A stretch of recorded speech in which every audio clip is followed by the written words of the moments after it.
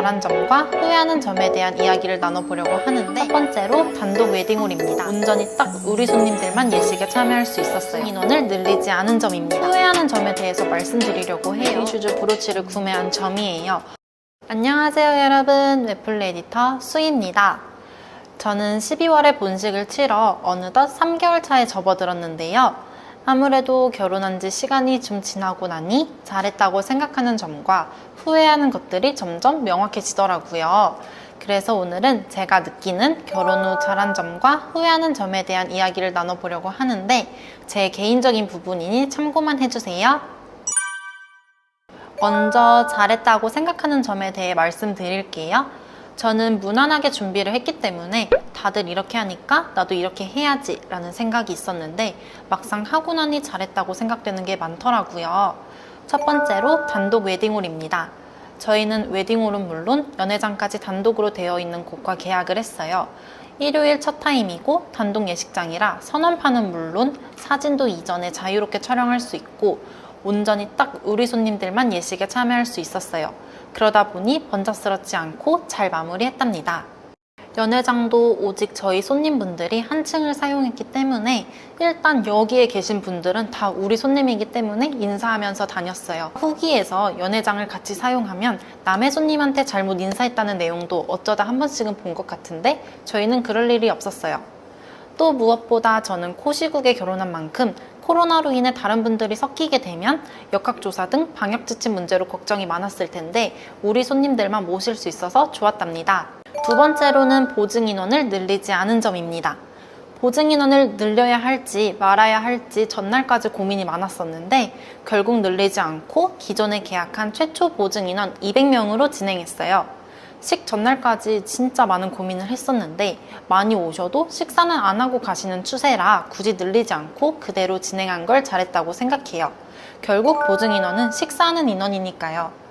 코시국에 결혼하시는 모든 신랑 신부님들께서는 보증 인원에 대한 고민도 많으실 텐데 생각보다 식사를 많이 하시지 않기 때문에 안 늘리는 것도 좋을 것 같아요.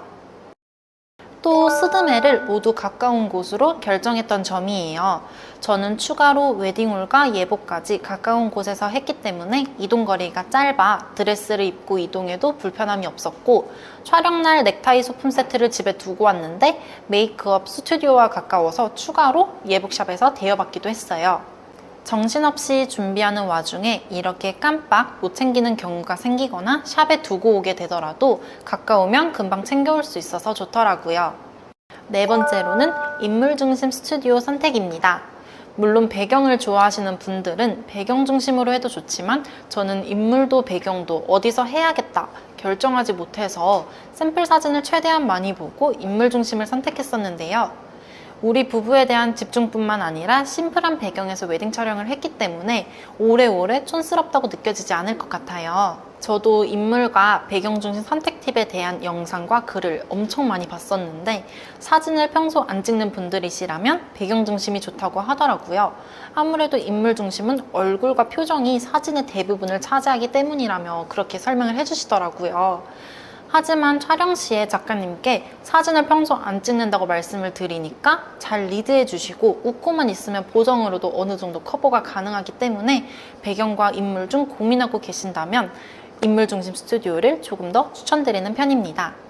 다섯 번째는 전문 사회자를 모신 점이에요. 친구가 사회자를 해주는 것도 정말 뜻깊겠지만 경험이 없는 친구라면 긴장도 되고 말을 잘 못해서 최악의 결혼식이 됐다는 후기를 보고 저는 전문 사회자분을 모셨는데 인물은 물론 목소리도 좋으시고 사회 진행도 매끄럽게 잘 진행해 주셨어요. 무엇보다 저희가 당일에 엄청 바빠서 미처 신경 쓰지 못하는 조명과 마이크, 축가 등 음향 및 본식에 대한 관련된 일들을 모두 웨딩홀과 직접 소통하시며 세팅해 주시기도 하셨습니다. 마지막으로 본식 스냅과 DVD를 추가한 점인데 잘 안 본다는 후기도 많았지만 내 인생에서 큰 행사인데 없어서 못 보는 것보다는 있는데 안 보는 게 나을 것 같아서 추가하게 되었어요. 나중에 아이들에게 엄마 아빠 결혼식이라면 보여주기도 좋을 것 같고 가끔 꺼내보면 기억이 생생하니 좋을 것 같아서요. 이번에는 후회하는 점에 대해서 말씀드리려고 해요. 우선 종이 청첩장을 비싼 걸로 많이 한 점인데요. 종이 청첩장을 비싼 걸로, 그것도 보증 인원보다 100장이나 더 뽑았어요. 코로나로 인해 사회적 거리두기 방침이 있어 청첩장 모임이 어려웠던 점도 있고, 확진자는 방문하지 못한다는 점, 제가 예식을 치를 때는 방역 패스가 있었기 때문에 종이 청첩장보다는 모바일 청첩장으로 초대하는 경우가 조금 더 많았던 것 같아요. 그래서 청첩장은 보증 인원만큼만 뽑을 걸, 이렇게 생각을 했답니다. 두 번째는 한복을 구매한 점인데요. 많은 분들이 맞춤과 대여를 고민을 하실 텐데 저희는 대여로 하려다가 언젠가는 있겠지 싶어 한복을 맞췄어요. 하지만 결혼식 이후로 한 번도 안 입고 있어서 굳이 구매했어야 했나 싶습니다. 세 번째는 웨딩슈즈 브로치를 구매한 점이에요.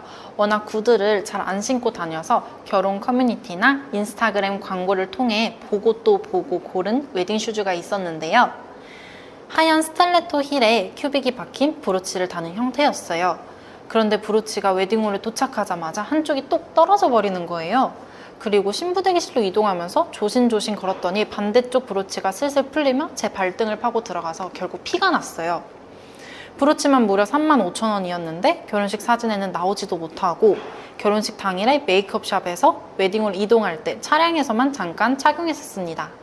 제 발등에서 피가 나기 시작하니까 이모님께서 말씀해 주시기를 원래 브로치를 달면 잘 떨어진다며 보통은 사진 찍을 때만 잠깐 착용하고 이동할 때는 뺀다고 해요. 하지만 풍성 드레스를 입으시는 경우에는 발까지 나오지 않기 때문에 웨딩 브로치는 추천드리지 않습니다. 오늘은 평소에 꿀팁을 전해드리던 것과 달리 제가 결혼 준비를 하면서 잘했던 점과 후회하는 점에 대해 자세하게 이야기 나눠보았어요. 물론 이 모든 건 제 개인적인 생각이기 때문에 참고만 해주시면 좋을 것 같습니다. 다음번에도 유익한 내용으로 돌아올게요. 그럼 안녕!